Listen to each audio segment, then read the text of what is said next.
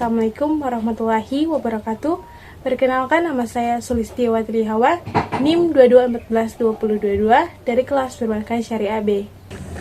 Baiklah, di sini saya akan membahas buku Teori Kepemilikan dalam Islam. Teori kepemilikan dalam Islam itu terdapat 5 poin yang saya pelajari, yaitu yang pertama, definisi kepemilikan. Yang kedua, sebab-sebab kepemilikan. Yang tiga, pembagian jenis-jenis kepemilikan. Dan yang keempat adalah hak al-iltifak dan hak al-irtifak. Dan yang terakhir, prinsip-prinsip kepemilikan. Yang pertama itu definisi kepemilikan. Dalam Islam, kepemilikan tidak hanya tentang hal legal untuk memiliki sesuatu, tetapi juga tentang tanggung jawab, moral, dan keadilan sosial. Setiap individu diakui memiliki hak untuk memiliki harta benda, tetapi juga diingatkan bahwa harta tersebut adalah amanah dari Allah Subhanahu wa Ta'ala yang harus dikelola dengan bijak dan adil. Konsep kepemilikan dalam Islam menekankan perlunya distribusi yang adil dari kekayaan dan harta di antara masyarakat, dengan memperhatikan kebutuhan orang-orang yang kurang beruntung. Prinsip-prinsip seperti zakat dan sedekah menjadi sarana untuk mencapai tujuan ini. Larangan terhadap riba atau bunga dalam Islam menekankan pentingnya menghindari praktek ekspoliatif dalam transaksi keuangan dan menekankan pentingnya berinvestasi dalam kegiatan yang produktif dan bermanfaat bagi masyarakat. Selain itu, kepemilikan dalam Islam juga melibatkan perlindungan hak individu, termasuk hak-hak minoritas, hak waris, dan hak-hak kontrak. Dengan demikian, kepemilikan dalam Islam bukan hanya tentang hak individu, tetapi juga tentang kewajiban moral dan kontribusi positif terhadap masyarakat dan ekonomi. Kita masuk di poin yang kedua, yaitu sebab-sebab kepemilikan. Sebab-sebab kepemilikan dalam konteks Islam dapat bervariasi tergantung pada perspektif yang digunakan.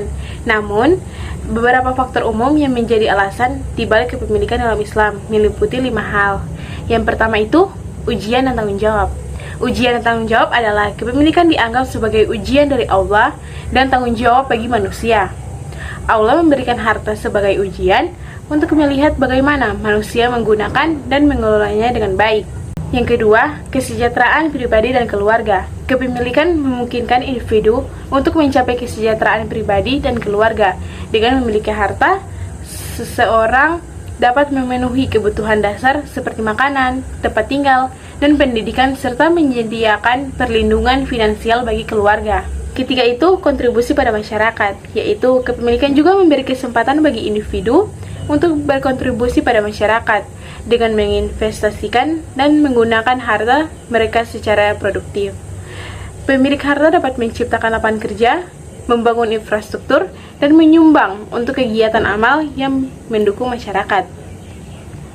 Yang keempat itu pengembangan potensi, yaitu kepemilikan dapat menjadi sarana untuk mengembangkan potensi individu melalui pengelolaan harta dan bisnis. Seseorang dapat mengasah keterampilan kepemimpinan, manajemen, dan kewirausahaan yang dapat membantu dalam pengembangan diri dan mencapai tujuan hidup. Nah, yang kelima itu penguatan kemandirian.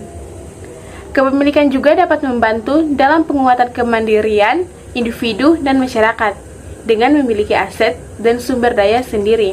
Seseorang tidak perlu tergantung pada bantuan eksternal dan dapat mengambil kontrol atas kehidupan mereka sendiri. Dalam Islam, kepemilikan dipandang sebagai anugerah dari Allah Subhanahu wa Ta'ala yang harus dihargai, dikelola dengan bijak, dan digunakan untuk kebaikan diri sendiri serta kebaikan masyarakat secara luas. Kita masuk di poin yang ketiga, yaitu pembagian jenis-jenis kepemilikan. Dalam Islam, jenis-jenis kepemilikan dapat dibagi berdasarkan objek kepemilikan, unsur harta, dan bentuk kepemilikan. Berikut adalah pembagian umumnya. Yang pertama itu berdasarkan objek kepemilikan. Berdasarkan objek kepemilikan itu dibagi menjadi 3 juga. Yang pertama, kepemilikan harta. Yang kedua, kepemilikan pribadi. Dan yang ketiga itu kepemilikan publik. Nah, yang kedua itu berdasarkan unsur harta. Berdasarkan unsur harta itu dibagi menjadi 4. Yang pertama, harta bergerak. Yang kedua, harta tidak bergerak. Dan yang ketiga, harta material. Dan yang terakhir itu harta non-material. Nah, kita masuk yang ketiga berdasarkan bentuk kepemilikan. Berdasarkan bentuk kepemilikan itu dibagi menjadi 3. Yang pertama, kepemilikan individu. Yang kedua, kepemilikan bersama. Dan yang ketiga itu kepemilikan publik. Dengan memahami jenis-jenis kepemilikan dalam Islam, berdasarkan objek kepemilikan, unsur harta dan bentuk kepemilikan, individu dapat lebih memahami hak, tanggung jawab, dan kewajiban terkait dengan harta benda dan aset mereka dalam kerangka nilai-nilai Islam. Nah, kita masuk di poin yang keempat, yaitu hak al-intifa dan hak al-irtifak. Hak al-intifa dan hak al-irtifak adalah konsep dalam hukum Islam yang berkaitan dengan hak-hak penggunaan dan manfaat dan penggunaan atas suatu properti atau sumber daya alam. Berikut adalah penjelasan singkat tentang kedua konsep tersebut. Yang pertama itu hak al-intifa. Hak al-intifa mengacu pada hak penggunaan atau hak manfaat atas suatu properti atau aset. Ini berarti seseorang atau kelompok memiliki hak untuk menggunakan, menikmati, dan mendapatkan manfaat dari suatu properti tanpa harus memiliki hak kepemilikan penuh atas properti tersebut. Contohnya adalah hak untuk menggunakan tanah untuk pertanian, hak untuk mengonsumsi hasil panen, atau hak untuk menggunakan sumber daya alam seperti air atau hutan untuk kepentingan tertentu. Yang kedua itu hak al-irtifak. Hak al-irtifak di sisi lain mengacu pada hak-hak yang muncul dari persetujuan atau perjanjian antara pihak-pihak yang terlibat. Ini berarti hak-hak yang diberikan kepada individu atau kelompok berdasarkan kesempatan atau persetujuan bersama. Contohnya adalah hak sewa atas tanah atau properti, di mana pemilik tanah memberikan izin kepada pihak lain untuk menggunakan tanah tersebut dalam pertukaran untuk pembayaran sewa yang disepakati. Dalam konteks kepemilikan dan penggunaan properti dalam hukum Islam, kedua konsep ini memiliki peran penting dalam mengatur hubungan antara pemilik properti dan pihak lain yang ingin menggunakan atau memanfaatkan properti tersebut. Konsep-konsep ini membantu memastikan bahwa hak-hak penggunaan dan manfaat atas properti dipertahankan dengan adil dan sesuai dengan prinsip-prinsip keadilan dalam Islam. Nah, kita masuk di poin yang terakhir, yaitu prinsip-prinsip kepemilikan.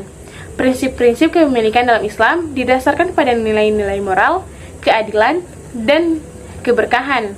Berikut adalah beberapa prinsip utama dalam kepemilikan menurut perspektif Islam. Yang pertama itu tanggung jawab moral. Tanggung jawab moral, individu diingatkan bahwa kepemilikan adalah amanah dari Allah Subhanahu wa taala dan dengan itu datang tanggung jawab moral yang besar. Harta benda yang dimiliki harus dikelola dengan bijak dan adil dengan kesadaran bahwa pemilik akan dimintai pertanggungjawabkan di akhirat kelak. Yang kedua adalah keadilan sosial. Prinsip ini menekankan pentingnya distribusi yang adil dari kekayaan dan harta di antara masyarakat. Kekayaan tidak boleh berkonsentrasi hanya pada segelintir orang, tetapi harus didistribusikan secara adil untuk memenuhi kebutuhan semua anggota masyarakat dengan memperhatikan golongan yang kurang beruntung. Yang ketiga itu larangan riba. Prinsip ini Islam melarang praktek riba atau bunga karena dianggap merugikan masyarakat dan bertentangan dengan prinsip keadilan ekonomi. Sebagai gantinya, transaksi keuangan harus didasarkan pada prinsip-prinsip keadilan dan saling menguntungkan. Nah, yang keempat itu kepemilikan produktif. Kepemilikan harus digunakan secara produktif untuk membangun masyarakat dan ekonomi, investasi dalam usaha yang produktif, penciptaan lapangan kerja, dan kontribusi pada kesejahteraan umum dilihat sebagai bagian dari tanggung jawab pemilik harta. Yang kelima itu perlindungan hak-hak individu. Islam mengatur perlindungan hak individu terkait dengan kepemilikan, termasuk hak waris, hak kontrak, dan hak atas properti. Ini membantu mencegah penyalahgunaan dan ekspoliasi dalam hubungan ekonomi. Yang keenam adalah kesadaran dan kepuasan. Islam mendorong kesederhanaan dan kepuasan dengan apa yang dimiliki. Sifat serakah dan terlalu mementingkan harta benda secara berlebihan dikecam, sedangkan sikap bersyukur dan membagi dengan orang lain dianjurkan. Prinsip ini membentuk kerangka kerja untuk memiliki dalam Islam yang menggarisbawahi pentingnya memperlakukan harta dengan penuh tanggung jawab, keadilan, dan kesadaran akan akibat moral dari penggunaannya.